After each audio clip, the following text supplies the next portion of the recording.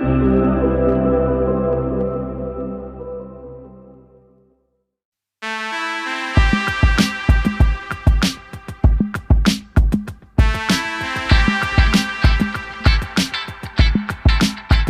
દર્શક મિત્રો, મોર્નિંગ બાર વ્લોગમાં તમારું સ્વાગત છે. અને આજે અમે વડનગરથી સબલપુર રોડ ઉપર આવી ગયેલા છીએ. એટલે લગભગ 2 થી 2.5 કિલોમીટરનો આ રસ્તો છે. અહીંયા દાનેશ્વર કુંભેશ્વર મહાદેવનું મંદિર આવેલું છે. હવે અંદર જઈને દર્શન કરાવી દઈએ તમને.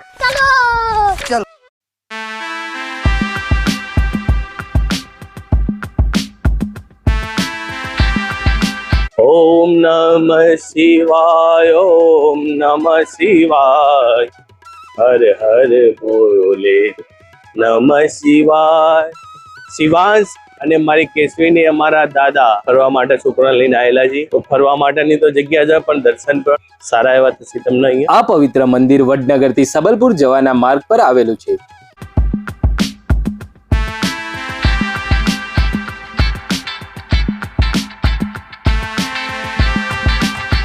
વડનગરની ઐતિહાસિક અને પવિત્ર ભૂમિ પર અનેક પ્રાચીન શિવ મંદિરો આવેલા છે. ભગવાન શિવની ભક્તિ જ આપણા વિશ્વની અખંડ શક્તિ છે. એવા દાનેશ્વર કુંભેશ્વર દાદાના સાનિધ્યમાં પહોંચી ગયેલા છીએ. તો આ છે દાનેશ્વર કુંભેશ્વર મહાદેવનું મંદિર. તમે બતાવી દો ભાઈ. તો આ છે દાનેશ્વર કુંભેશ્વર મહાદેવનું મંદિર. અને અંદરની વિગતવાર માહિતી આલીએ અને ઇતિહાસની માહિતી પણ કરીશું. અને આ તમે જે વૃક્ષ જોઈ શકો છો, આ બિલીનું વૃક્ષ છે. દર્શન કરાવી દો. આ બિલીના વૃક્ષ છે બધા. અને આ કદમનું ઝાડ છે. અને આ છે ને રાફડો છે ગોગા મહારાજનો. નજીક લાવો. આ ગોગા મહારાજનો રાફડો છે અહીંયા. પણ અત્યારે વરસાદની માહોલના કારણે આપણે અંદર નહીં જઈએ. આ બધા વૃક્ષ છે. આ કદમનું વૃક્ષ છે, આ બિલીનું વૃક્ષ છે.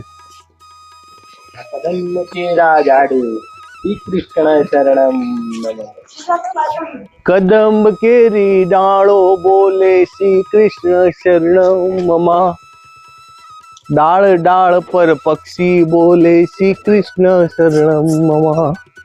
હવે અહીંયા આ જગ્યા એકદમ અદ્ભુત છે. અને આ જૂનો પીપળાનું ઝાડ છે, તમે જોઈ શકો છો. આ કેટલો જૂનો પીપળો છે, એની તમને ખબર હોય તો કમેન્ટ જરૂર કરજો. અને આ દાદાનું મંદિર છે. અને અહીંયા આ જૂનો કૂવો છે. કૂવો પણ તમને બતાવી દઈએ કેટલો જૂનો છે. આ જૂનો અતિશય જૂનો છે. અને આની અંદર પાણી પણ અત્યારે હાલ પણ છે જ. બતાવી દો તમને કૂવો. જો એ પાણી છે અંદર. અને આ બાજુમાં તળાવ છે. આ તળાવને ગોપી તળાવ તરીકે ઓળખવામાં આવે છે. તમે જોઈ શકો છો. આ તળાવ છે ને અત્યારે હાલ સુકાઈ ગયેલું છે, કારણ અંદર પાણી નથી. જો પણ આ તળાવ ગોપી તળાવ તરીકે ઓળખવામાં આવે છે. અને આ જે ઝાડ છે ને એ કદમનું ઝાડ છે. અને ચારે બાજુથી આપણે દાદાનું મંદિર લઈ લઈએ.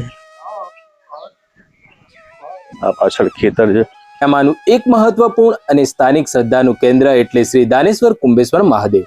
પ્રાકૃતિક અને શાંત વાતાવરણની વચ્ચે સ્થિત હોવાથી તે ભક્તો માટે મા દર્શનનું જ નહીં પરંતુ માનસિક શાંતિ મેળવવાનું પણ એક ઉત્તમ સ્થળ છે. આ મહાદેવજીની આખી ફરતી જગ્યા છે, તમે જોઈ શકો છો.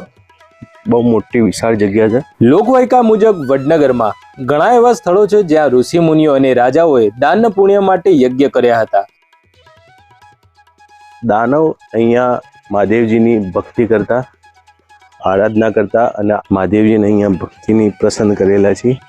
અહીંયા દાનવોનું આ જગ્યા પણ કહેવામાં આવે છે. કયા કયા દાનવોની આ જગ્યા છે એ તમને ખબર હોય તો કમેન્ટ કરજો. નકર આ વિડીયો પૂરો જોજો તો આની અંદર અમે ઇતિહાસની ટોટલી માહિતી આપીશું.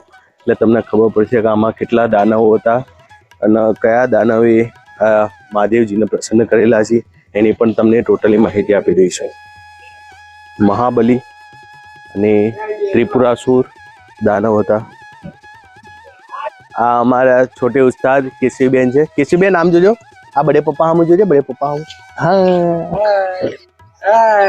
હા કેના હાલે. અને આ અમારા શિવાંશભાઈ, શિવનો અંશ એટલે શિવાંશ. શિવાંશભાઈ હાય કહી દો.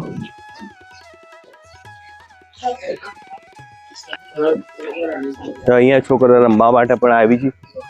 આ જૂનો પીપળો છે, કેટલો જૂનો છે એ કમેન્ટ કરીને જણાવજો કે આ કેટલો જૂનો છે. અને આ બાજુમાં તળાવ છે. આ તળાવનું નામ ગોપી તળાવ છે, એ પણ બતાવી દઈએ તમને. અને આ જૂનો કૂવો છે, બહુ જૂનો કૂવો છે. અહીંયા તળાવ છે પણ સુકાઈ ગયેલું છે. કદમનું ઝાડ છે આ ગોપી તળાવ. એટલે અહીંયા એવું કહેવાતું છે કે કૃષ્ણ ભગવાનની અહીંયા લીલા હશે, એના કારણે આ તળાવનું નામ ગોપી તળાવ પડ્યું છે. અને આ કદમના ઝાડ છે એટલે એવું કહી શકાય કે કૃષ્ણ ભગવાન અહીંયા આવેલા તો હશે જ. દાનેશ્વર કુંભેશ્વરનું મંદિર. અને આ છે દાનેશ્વર કુંભેશ્વર મહાદેવજીનું મંદિર. તો દર્શન કરાવી દઈએ, આવી જાઓ અંદર. આ યજ્ઞ કુંડ છે, તો અહીંયા ભૂદેવો યજ્ઞ પણ કરાવી છે, તમે જોઈ શકો છો. શ્રાવણ મહિનાની અંદર અહીંયા બહુ જ મહિમા હોય છે, કારણ કે આ શિવજીનું મંદિર છે એટલે કોઈ કહેવાની વાત જ ના હોય. શ્રાવણ મહિનાની અંદર બહુ જ પબ્લિક આવે છે, શ્રદ્ધાળુનો બહુ જ અહીંયા એકદમ આખો મહિનો જે કહેવાય ને એકદમ આનંદિત રસપ્રદ હોય છે. અને અહીંયાના ચમત્કાર દાદાના અદ્ભુત છે. અંદર આવી જાઓ, તમે થોડા દર્શન કરાવી દો. શ્રાવણ મહિનાની અંદર આઠમના દિવસે અહીંયા મેળો ભરાય છે. તો આઠમના દિવસે સવારથી અહીંયા પબ્લિક ચાલુ થઈ જાય અને સાંજે મેળો ભરાય છે અહીંયા. ઓમ નમઃ શિવાય, ઓમ નમઃ શિવાય, હર હર બોલે નમઃ શિવાય, નમઃ શિવાય, ઓમ નમઃ શિવાય, હર હર બોલે નમઃ શિવાય. શિવ દાનેશ્વરાય, હર હર બોલે નમઃ શિવાય.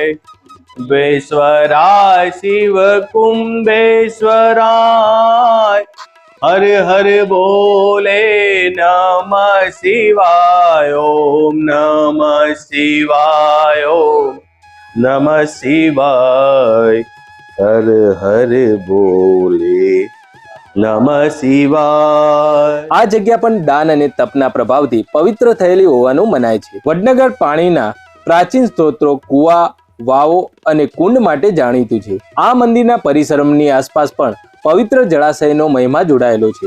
વડનગરના ઐતિહાસિક શિખરબદ્ધ મંદિરોની સરખામણીએ આ મંદિર એક શાંત, ગ્રામ્ય અને પ્રાકૃતિક પરિસર ધરાવે છે.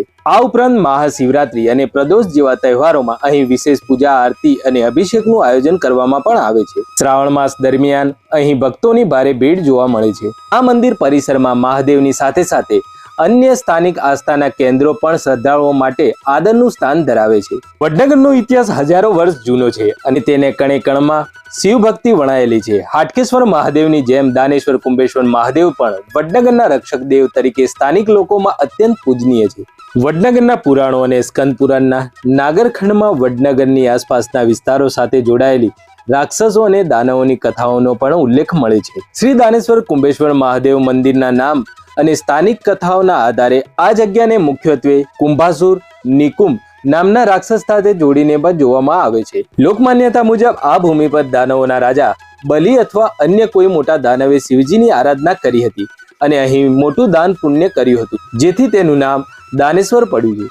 વડનગરનો ઇતિહાસ ઘણો પૌરાણિક છે. અહીં તારકાસુર, ત્રિપુરાસુર અને નિકુંભ જેવા રાક્ષસોના ત્રાસ અને તેમની તપસ્યાઓની કથાઓ પણ લોકજીવનમાં વણાયેલી છે. સ્થાનિક વડીલો અને પૂજારીઓના મતે આ ભૂમિ પર રાક્ષસોએ શિવજી પાસે શક્તિ મેળવવા માટે વર્ષો સુધી તપ કર્યું હતું. પછીથી ભગવાન શિવના પ્રભાવથી આ સ્થળ પવિત્ર અને તીર્થ બની ગયું. તો દર્શક મિત્રો, આ હતા દાનેશ્વર કુંભેશ્વર મહાદેવનું મંદિર. અને આ પીપળો કેટલો જૂનો છે એ તમને ખબર હોય તો કમેન્ટ કરો, કારણ કે કેવડો મોટો છે એ જુઓ. બહુ અતિશય મોટો છે, બહુ જૂનો હશે આ પીપળો.